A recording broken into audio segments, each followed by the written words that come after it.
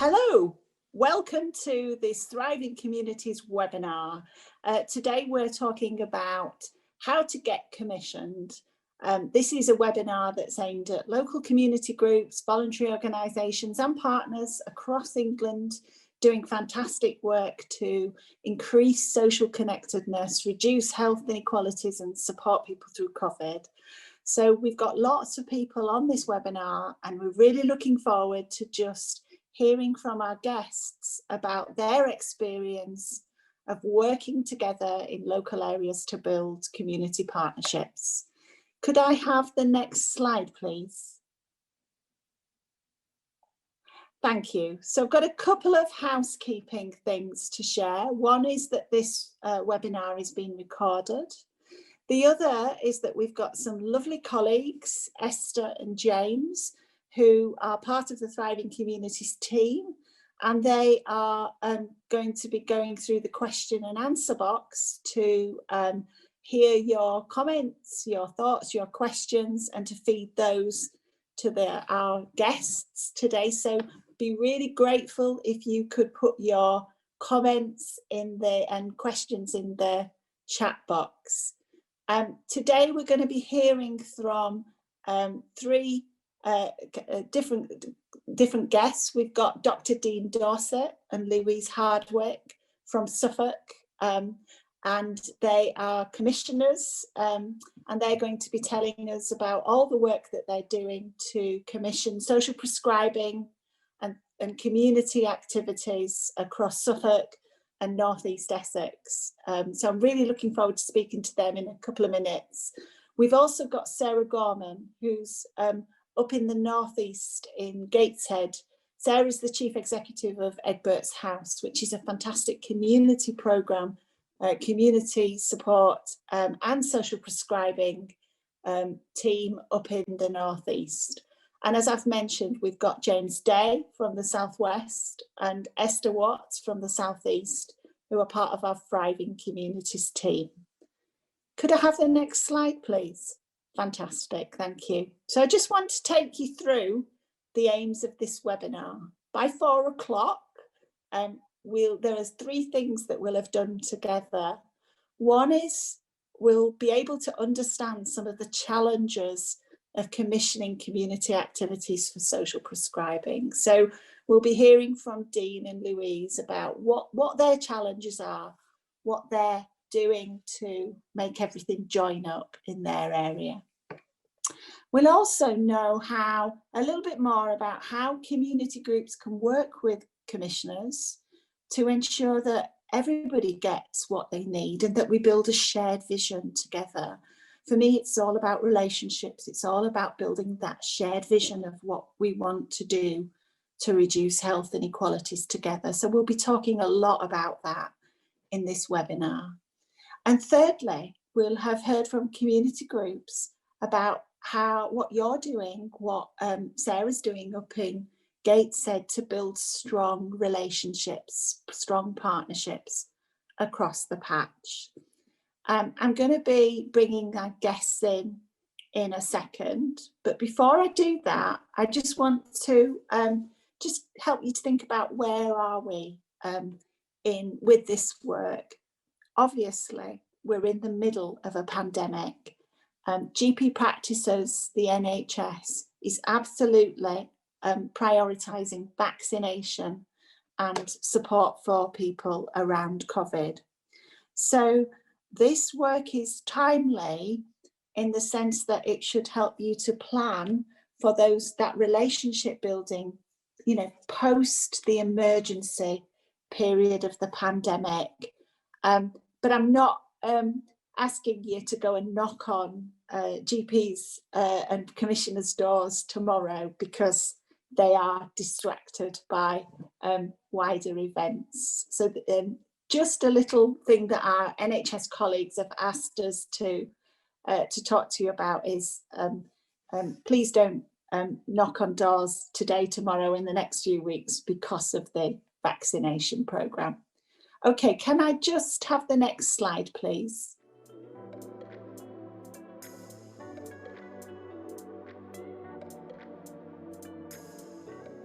Hello, Hi, I'm very pleased to welcome our guests. We've got Louise Hardwick, who's a commissioner for Suffolk Clinical Commissioning Group, and we've got Dr. Dean Dorset, who's a GP in Ipswich and a clinical lead for social prescribing. Dean and Louise, hello. How is it going in the east of England? I'm really grateful for your time. We know you're busy. Is there anything have I got your titles right? Is there any, can you just give us a little summary about what it is you're doing together in the east of England? Okay, Louise. Louise can go first. Hello everyone, my name is Louise Hardwick and I'm Head of Partnerships and Alliance Delivery for Ipswich and East Suffolk CCG. So my role, as part of my role for the CCG, is to lead on personalised care and social prescribing, and in particular also the inequalities agenda. So I'm delighted to be here today, thank you. Thank you. Dean, tell us about you. Hello, I'm Dean, Dr. Dorset, a GP in Burlington Road in Ipswich. I'm also on the governing body and commission and lead on social prescribing, the inequality space. I'm also the person-centered care lead for the East, for the RCGP, but really, really passionate about bringing the best medicine to the most need, basically. Fantastic, thank you. I've got a few, we've only got about 15 minutes together, so this is precious time. But I've got a few questions for you. I want you to tell us about what you're doing to support community groups and voluntary organisations around creating more community activities and embedding social prescribing link workers across your area. Can you give us a little flavour of what you're doing, please? And then I'm going to ask you a couple more questions after that. Who wants to start? Louise again? So the ladies first, obviously.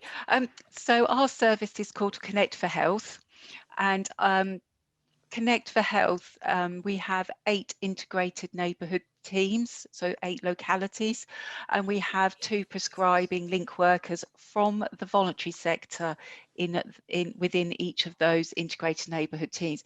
It's important to us to embed the voluntary sector, and for those voluntary social prescribers to come from the voluntary sector, because they understand the community, they understand that sort of grassroots level, and it also helps with thinking about the resilience and the sustainability of our voluntary sector and getting them to be equal partners with us alongside our primary and secondary care and mental health colleagues. So it's really important that they are seen as those equal partners.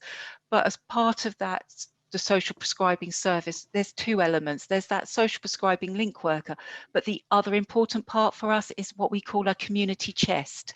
And so we recognise that the voluntary sector is not free.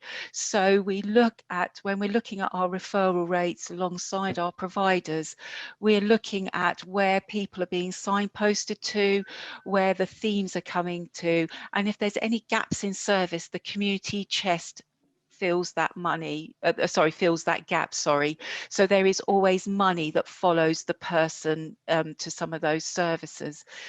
But I think for us, for me, when we started our journey 2.5, 3 years ago, the biggest win for us was the fact that we had a co-produced social prescribing strategy with all our partners, with the voluntary sector sitting around that table, and included in that partnership was our borough and district council colleagues, our local authority, our mental health, our secondary care, primary care, including some counsellors, but also the really important thing for us was having that patient voice. So we had 3 patients around that table, because obviously we need to understand what they wanted as well. So it was a truly co-produced programme board, and we continue having that. So it's definitely not a linear service, it's forever evolving and enabling and everything. And I won't go into too much because I'm sure some of the questions you may have, Bev, might be talking about that. So I'll hand over to Dean. Yeah. Tell us more, Dean. It sounds great. Yeah. So essentially, we cheat. We don't commission, we co-commission. And by doing that, it means we do it with partners, and we co-produce with patients at the heart. And that's the only way you're going to get sort of decent solutions. And to enable that space, because unfortunately, I would suspect that most commissioners don't do it that way, we invite patients and partners to be around at the table when it's built, when we plan, when we do, when we study, when we act. And that is possibly the secret sauce. It's not what we do. It's the fact that we insist that the voluntary sector and the patients have an equal say in what is produced and how it's delivered. Okay, so that's fantastic to hear that you're working with partners, that you see this as an absolute journey where everyone walks alongside each other, and that you're absolutely up for supporting voluntary and community groups to build those community activities, as well as connect through the social prescribing link workers. That's fantastic. If I were, imagine I'm a community group, I'm involved in a gorgeous community group down in your area, but I'm not part of this. What advice would you give to me? How would I connect up, or how would you suggest that others connect up with their local commissioners and local partners? What would we need to do? Dean? I can go first. Essentially, it's not who you speak to; it's the conversations that you have. So essentially, we both are trying to do the same things. It's just that we have different rules. So the first thing I would do would be to find out what your commissioner's pain points are. So at the moment, nationally, it's around inequalities. It's around all of those protected characteristics. So you essentially have to frame what you do based on all the little bits of strategy that the commissioners, your integrated care system, have to deliver. And so the first thing would be to not just start the conversation, to understand what the pain points are, what the financial, the political, what are the things that commissioners have to deliver. And if you can address those pain points, brilliant. If you can address those pain points in partnership with other voluntary organizations, even better. If you can bring people with lived experience to the table, that's even better, because those are all the political watchwords of the day in post-pandemic, and even with all the stuff we're going through at the moment. So that would be my message. We're all doing the same thing. It's just that we have different rules. Okay, that's really interesting. I'm going to bring you in, Louise, but I think what you're saying to me is we've got to understand you, haven't we? We've got to understand what you're struggling with, what your priorities are, what you need to deliver and how, and we need to be able to get alongside you to be able to support you to deliver in the widest sense. Is that right, Louise? Tell me more. It absolutely is. I mean, the beauty of my role, I'm very lucky that the CCG recognised that we needed to have that partnership role. So it's the partnerships with the voluntary sector and other agencies and bringing them together to, and I think for me, the hardest bit is to understand actually what's out there. There is so much out there, and to be honest, it's not about the big boys for me. It's about those really grassroots organisations, whether it's the local football team, you know, the boys under-8s team, or the local knit and natter groups, the men's sheds. Really, we're working very closely with Suffolk Art Link around the creative arts and snake moltings, and looking at other ways to be a little bit more creative in the way that we're going to support. So it's actually what's out there. So we've started to do a social prescribing newsletter, which we share out to all the different agencies, but also through our primary care networks, which is a new, you know, through the GP primary care networks, but also that we share out with our We do have an umbrella organisation called Community Action Suffolk in Suffolk. So we obviously work very closely with them. We go to quite a lot of their meetings to talk about the differing landscapes of health and how it's changing with social care, to try and build up those partnerships. Now, I do get quite a number of emails, which is fantastic, from lots of different organisations about, and we also help them with funding opportunities, because we understand and we try and bring them in to help with funding, and particularly around, as Dean said, that inequalities agenda. So get yourself known. Hopefully social prescribing at the moment is a massive opportunity, and the pandemic has given that springboard. So we should be able to start linking all of this together. It's really important to do that, because social prescribing for us in Suffolk has been just phenomenal, and it's now seen, actually, people come to me first to help. So, you know, so we're now doing a massive piece of work around admission avoidance because of the problems you alluded to earlier, Bev, around the NHS is melting in secondary care and everything else. So how can we help support people be proactive before and that sort of admission avoidance? So we're doing they've come to me and we're scoping work around that, as well as the work with high intensity users as well, and helping with discharging. That's really, really interesting. So I'm just going to feed that back to you then. So if I'm a community group, I've got to really think about what can even if we're tiny, what's our local offer to our local population? How can we reach those groups that really need support to overcome the COVID pandemic and to be involved and to reduce health inequalities? You talked about people with lived experience. So if my group, I could connect you to people with lived experience, and we could build some good community activities and support together. I think you're saying that I've just got to find a way of being part of that group through an umbrella organisation, like you talked about Community Action Suffolk, yes, or building those relationships with other community groups, with yourselves, and being clear about what we can offer you. Is that right? Have you got any other top tips, guys? So we have in Suffolk something called InfoLink, where all our voluntary sector organisations are listed and their services. So I'm not sure if there's anything out there that people can obviously put all their details on, because as I mentioned earlier, with our community chest money, what we're looking at is gaps in service. So if there is something around sport or young people needing a kick around to football, then we can look on InfoLink, or we can go out to other places to, and then obviously we do work very closely with our borough and district councils, particularly their community engagement officers. So they sit on our programme board, and they also know very much the voluntary sector organisations out there, and they help us to earmark the different voluntary sector organisations,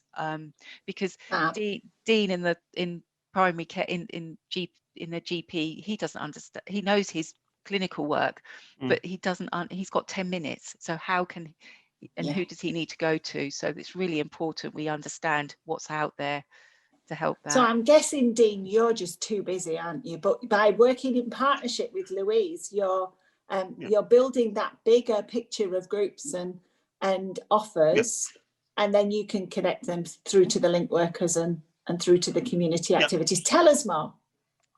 Okay, so for small organizations, they are brilliant because they are nimble and they fulfill very specific needs.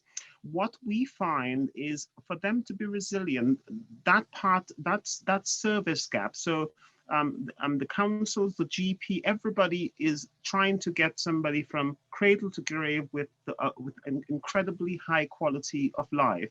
The difficulty is how do we get these small organizations fulfilling these little gaps? So the advice I would give is, one, get partnership working with your councils. So get partnership working with those umbrella organizations, with other charities, and with the commissioners. Get yourself known, because that's the only way they will know what part of the jigsaw you fill in, and they will be able to support you sort of going forward. Okay, that's fab. I've got an urge to bring in, I think it's James from our Thriving Communities team, who's helping us to identify some questions from the chat box. Do we have James, please? And James, have you got any questions for us, for Dean and for Louise?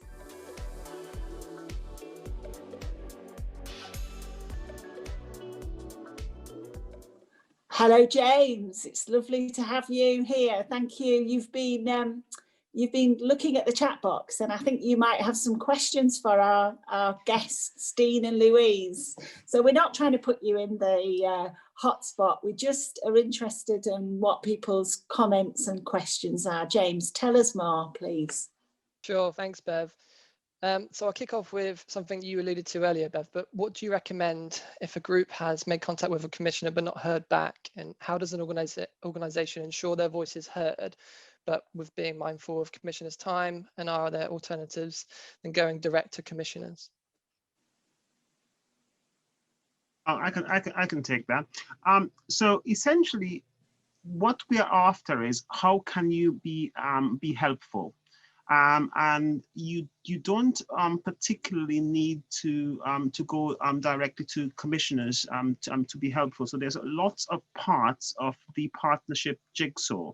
So there's everything from, so we have some community foundations, which is almost like a holding charity that holds the money that they then dispense out. There's Community Action Suffolk, which support local charities. There are lots of places, lots of pain points where patients are and where you can be helpful.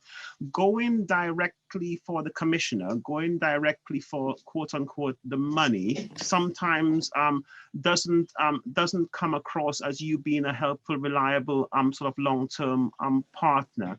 So going back to what Louise sort of mentioned earlier, I think the important bit for either a social prescriber trying to get into the space or a charity trying to get into the space is that there are lots of points that you can be helpful, lots of partnerships, and with integrated care systems coming in, if you look at every bit of that integrated care system, from the police to the charity sector to the councils and that sort of thing, if you're helpful to either one of those partners within the ICS, eventually you will come up on the radar of the other people within that partnership. So if one door of a commissioner, probably a bit busy with vaccination, gets closed, there are lots of other doors that you can knock on to try to be helpful.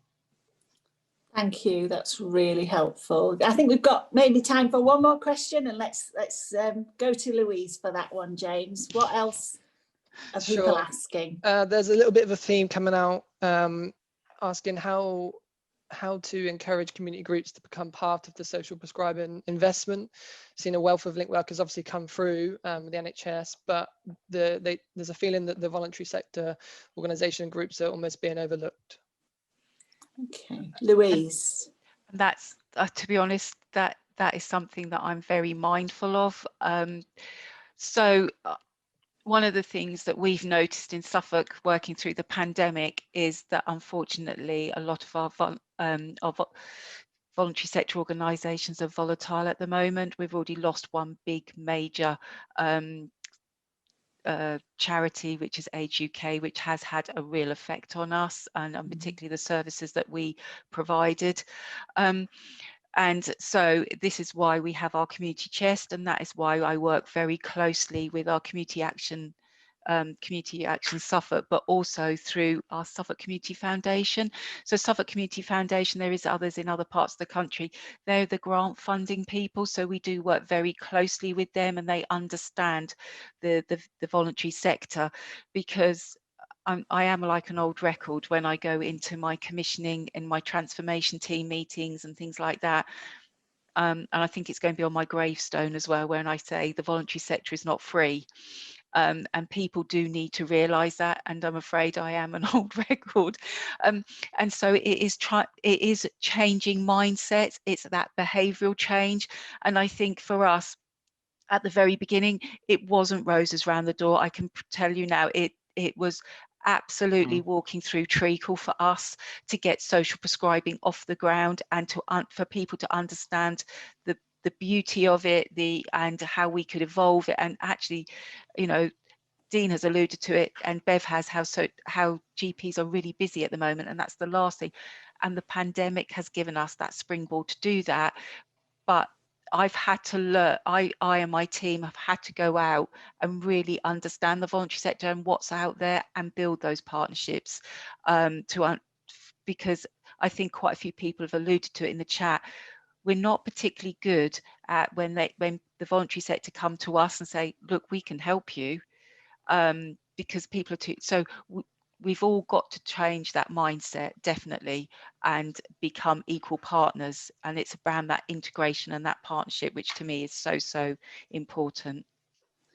Okay, thank you so much. We've got another guest, so I'm going to ask you to stay on the line, and we're going to bring Sarah Gorman in from Egbert's House. Before I do that, what I would like to say is we just really appreciate your support as a really innovative, creative, caring commissioners who will go the extra mile. And it's fantastic to hear about how you are joining everything up in Suffolk and North East Essex. I'm sure it's not easy, and we're very grateful for your thoughts. And I think there are some really clear messages coming out, which is build those relationships, see it as a partnership, think about what you can offer. Small is beautiful, and connecting to local people with lived experience, people experiencing those health inequalities, and you know, really needing to connect in. If you're part of that, you need to be part of the wider picture. So thank you very much. I'm going to go back to our hosts and ask if you can bring Sarah Gorman in from Egbert's House, please. And we're going to talk to Sarah about the work that they're doing up in the Northeast. Mark, can you help us, please?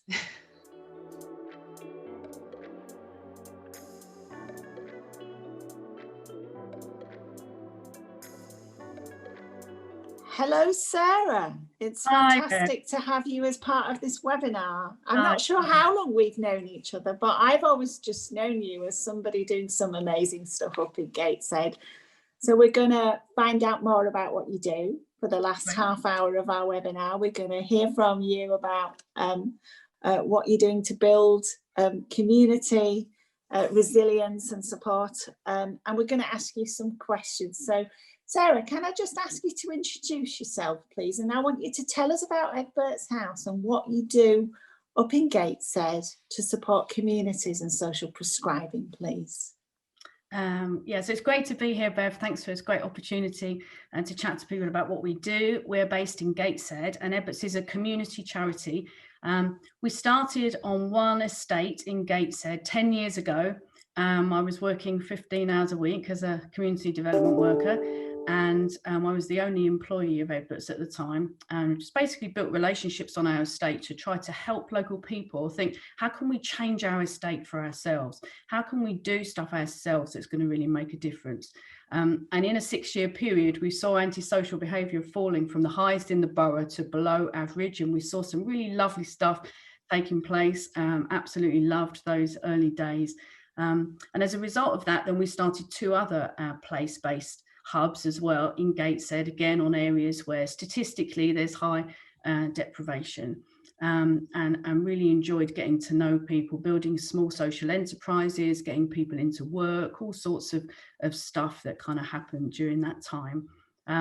And as a result of that, when we started to talk to the local GPs, they said to us, so it's interesting because we recognise some of the people that you're working with, they're our patients, and actually they don't come so often anymore. And when they do come, they're more articulate. And we started to think, well, we could work really well with the GPs, because we found out that 1 in 5 people who go to a GP, it doesn't even come about a clinical issue, it's actually about a social issue. So that was the start of our what's now called social prescribing. I'd never even heard that term at the time. It just sounded like a really good idea.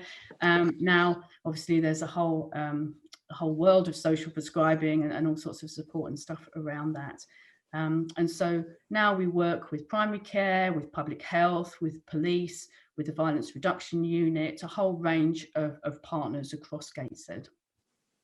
Wow, that sounds amazing. So you've worked over a long period of time. It sounds to me like you've built up some really strong relationships. It sounds to me like you've really worked alongside people in communities. I'm guessing that you've encouraged some people to become community leaders as well, and that they're you know, it's about them, it's about their work as much as yours. Can I ask you a question? So who funds you, and how have you worked with the different agencies? How have you made such a difference? What can you tell us? We've got a whole range of partners, partly because we've taken that very localized place-based approach. So now often stuff operates in silos. So you have people over here helping people with drug misuse, and you have people over here helping people with housing and so on. Because of our place-based approach, then actually we were able to see the person in the round. Now we felt that was really a strong suit in terms of supporting people, because often otherwise we worked with one family, for instance, who had 63 different professionals supporting them around different areas of their lives.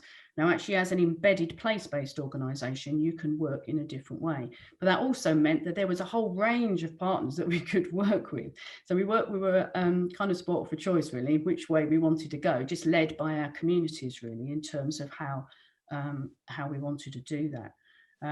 I think there's a few things that have been important to us, I guess. Really keeping your eyes on what it is that you want to achieve for local people. So don't be precious, build partnerships wherever you can, because there's plenty of need to go around, we often say. So actually, if someone else can do, in certain situations where we felt someone else could do something better than us, we gave them the money to do it. Maybe sometimes we're working together, sharing stuff. Be generous with other people to help you to build those relationships.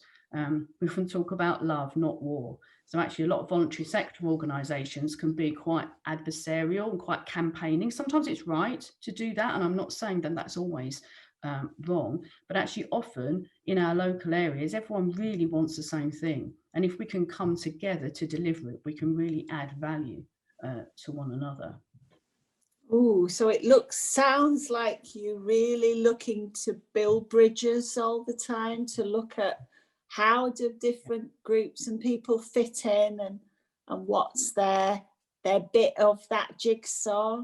So you've built some really strong relationships. So for anybody out there listening to this webinar, how would you go about building those relationships? Because you've built lots. So where would they how would you start, Sarah?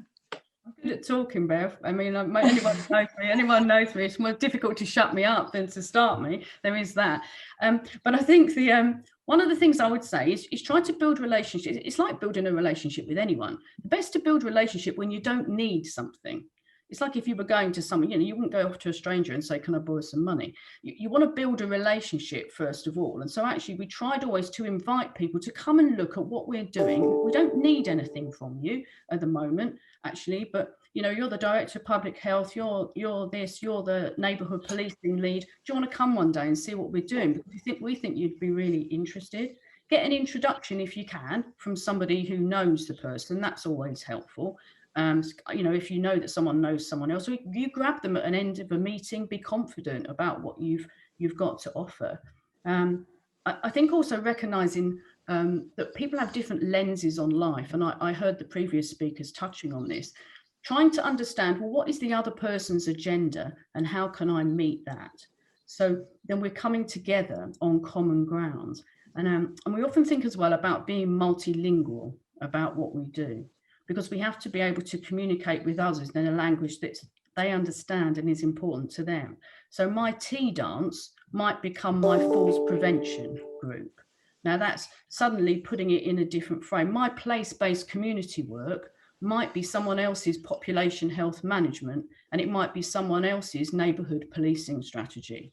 So when you're going to others, reframing it like that captures their attention, because they've got to do that stuff and often they don't know how. Oh, that's really interesting. I'm scribbling away here because there's really important stuff here. So I'm really interested in this thing you're saying about being multilingual, that, you know, commissioners have a language that they speak. So what I'm hearing is that you're suggesting that we put ourselves in others' shoes, quite similar to what Dean and Louise were saying. We put ourselves in others' shoes. We think about what are the things that commissioners and others are trying to resolve, to try and deal with. Absolutely. And so we're trying to help them solve their problems and needs, I guess. Is there anything that, I'm sure you've got lots more tips. I mean, I love the idea of your tea dance becomes a falls prevention program. That's a fantastic way of thinking about it. What other tips have you got for us, Sarah? What else? How do we, you know, build it? You've built it over long time. I'm guessing you've needed lots of energy. So tell us more.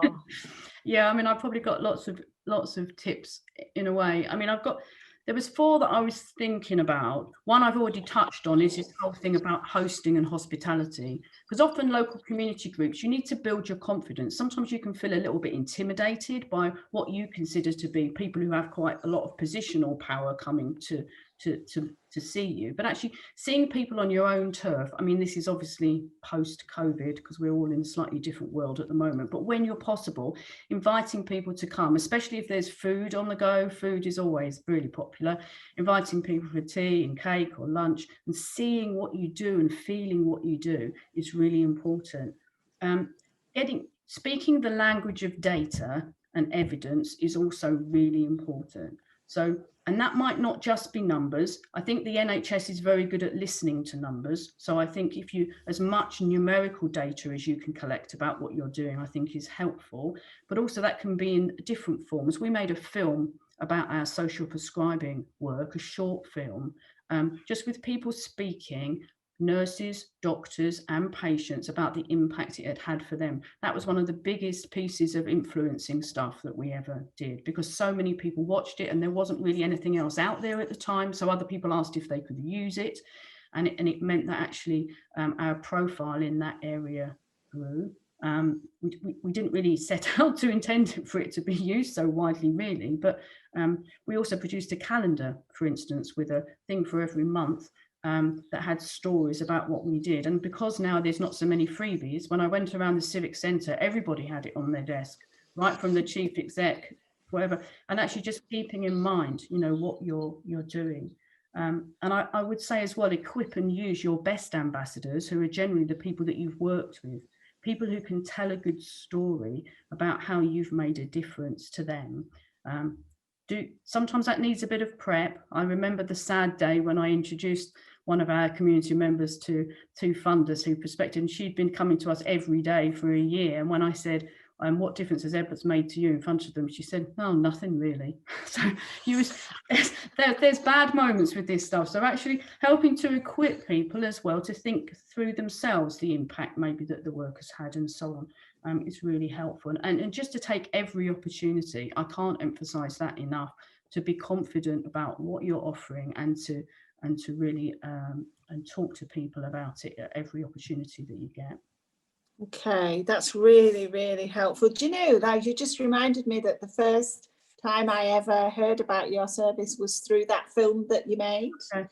And you know what was really powerful about watching that film was a couple of things. One was the voices of people with lived experience whose lives had changed, who could talk about what they'd gone through and how their lives were now and how they were involved. That was really, really inspiring. And I think the other thing that I remember about that film was about the reduced pressure on the NHS and local government and services. And you started with that when a few minutes ago when we started talking, and you said that GPs were telling you that patients were going back to them less. So statistics and evidence and data is important to back it up, but what a lot of stressed out professional people like Dr. Dean and others, what they need is to know that people are being supported elsewhere, has been supported in better ways, and that then can reduce pressure on their workloads. And that's as important, I think, as anything to commissioners. Okay, it's nearly 10 to 4. I'm really grateful for your time, Sarah. Anything else you need to tell us before I bring in Esther and we open up for conversation and questions? I'll tell you one thing, I have got a question. I think you've been quite successful in getting funding from the private sector. I know that when I look at your Twitter feed, there's normally some supermarket or somebody who's donating things to your project, and in COVID that's been really, really helpful. Is there anything that groups need to know about there? Is it different or is it the same? What would you tell people? We've not, I would say that corporate and business finance has probably been our weakest area. In COVID, it's something that's been growing because I think there's a very clear way that particularly food producers, because currently in COVID, we're running an emergency food hub. So we're linking it in then with our social prescribing, linking that in with the local authority as well to create a multi-disciplinary sort of approach to supporting our local communities, which has been fantastic. And businesses, lots of businesses have seen an easy way, in a sense, to be able to contribute. And I'm hoping that's something that we're going to be able to build on actually going forward. Because as much as possible, in the Northeast, so much of the infrastructure of our society was built around business, mining, shipbuilding, these other things that have actually dissipated now. And so we're really keen to be able to bring that back in to support sort of at the heart of society and start to really tackle some of the health inequalities that we're struggling with in our area. Okay, thank you. Mark, can we bring in Esther from our team who's been going through the chat and getting some questions for us, please?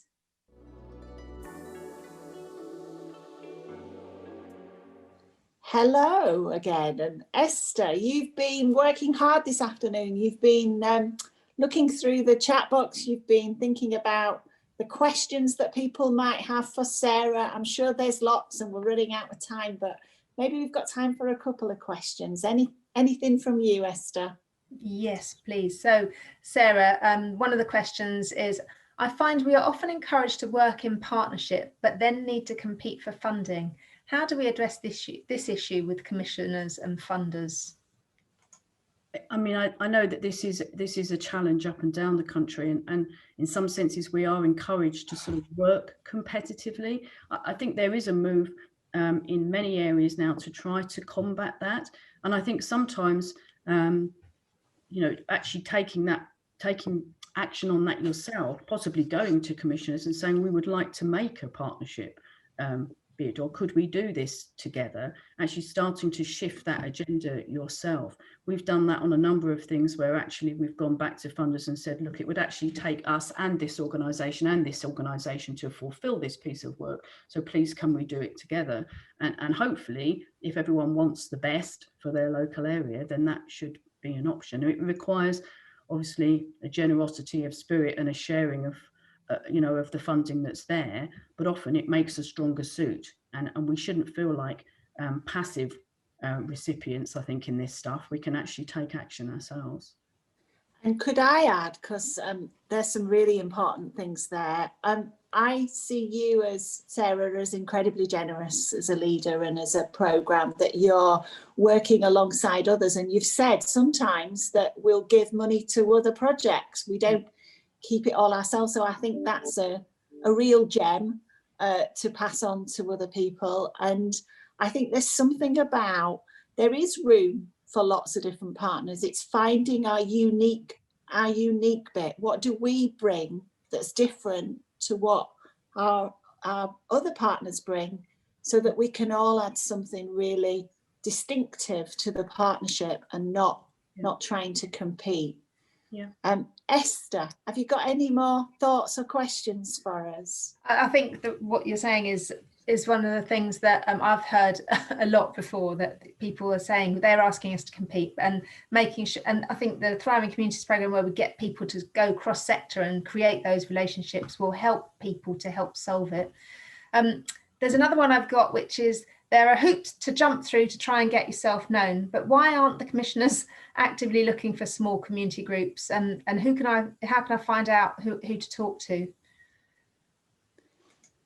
So Sarah, you start us off, but what I would say is Louise and Dean, they were telling us something different. They were saying that they are actively going out and trying to find community groups and small providers and small organisations. So I'm hearing that commissioners across the country are really up for working with community groups. Maybe not everywhere, but a lot of areas are much more interested in this collaborative approach. Sarah, what about your area? Tell us more. Yeah, I think there is a growing recognition of the vital nature of partnership, particularly with the VCS. So I think that is a growing thing. How do we find out? I know it is difficult, and I've spoken to commissioners as well, and colleagues that I know in the CCG who said sometimes, we have to accept the challenges that they're under. They've got quite, busy workloads themselves. Often they're getting rung up numerous times by sort of small groups who are keen, need funding often. Let's call it what it is. People need funding to continue to do what they're doing. And actually, as the money dried up in local authorities and so on, and some other funding streams dried up, then health seemed to be almost the only place that you could go to potentially that you might get money. So I think, just kind of calling a spade a spade.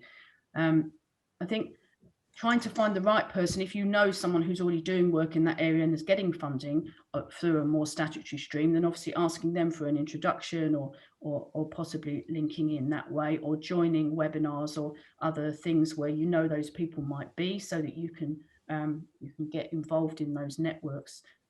It's really helpful.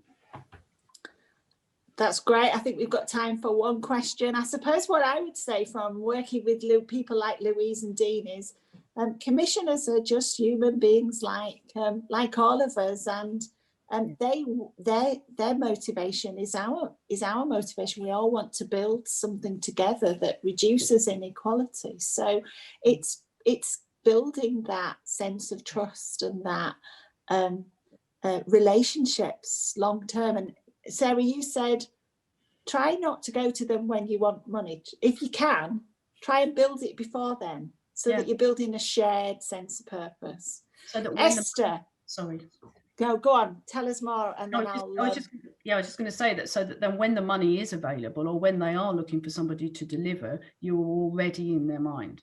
You're already a recognised person who has made an organisation that has made an impact in that area.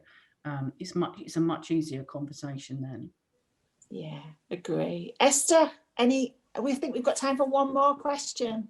Apologies to all those people who've asked lots of questions, but tell us, what's your next question, Esther? And the last one is for Sarah, which was, how had Egbert's house it reacted to the other social prescribers, and how have you managed where there seemed to be some duplication? Well, in our area, we now manage all of the social prescribers across the borough. So we started with 2. We started with 1 worker, and then we had 2, and then we had 5, and then we had 9, and we were funding them through lots of different funding streams that we got. Again, you see, we got money, and we said to the GPs, do you want us to pay for your worker? So it was a bit of a non-conversation, because they were like, yeah, of course we do. So that then actually when the GPs, and this is where I suppose you sow those, I don't want this to sound unauthentic, because I really wanted to, I didn't do it for that reason. I wanted to do it so that we could really help folk. But actually it meant that because we had been generous at that time, then when the PCNs got money, they said, well, will you employ our workers for us, because we can see already that you've got experience in this area. And so now we have a team of about 25 folk who are working across the borough, knitted together. Again, as I talked about before, we now have a worker in the local authority who's working alongside the multi-agency assessment and referral team. We're working with the police on that as well. So slowly we have built our team so that everyone is employed in the same team, supported in the same way. It's really a very effective model. I say it's our model, but we're seeing the impact of it. We're seeing the effectiveness, rather than in some areas. There's social prescribing workers just in one PCN, and there is a fear that they may become isolated and not well supported. So actually to be part of something bigger is stronger. And that's a great place to finish. I love your joined upness. I love the way that you're working with partners. Sarah, if you started 10 years ago with just you on your estate, and now you've got all these social prescribing link workers and all these different partnerships that you're part of, then it's fantastic to have you to share your pearls of wisdom and to share your thoughts. And I'm really appreciative for your time today. Thank you. Thanks, Ben. So we've just got 1 minute left. Mark, can you just go to the last slide, please? I think this is the last slide. So I would like to say thank you to everybody that's been part of this today. I hope it's helped you to think through how to build those relationships. We've got some social media hooks there, our Twitter and our email address. So please give us feedback. Please tell us if this is working for you, great, tell us. If it's not working for you, if there's things that we can do to improve our webinars, please tell us. We always want to keep working to make the best for our members, and please share your thoughts with us, and just talk to each other on Twitter and on social media. It's great that we have this network. Thank you very much. And I'm going to say bye-bye because it's coming up for 4 o'clock. Thank you.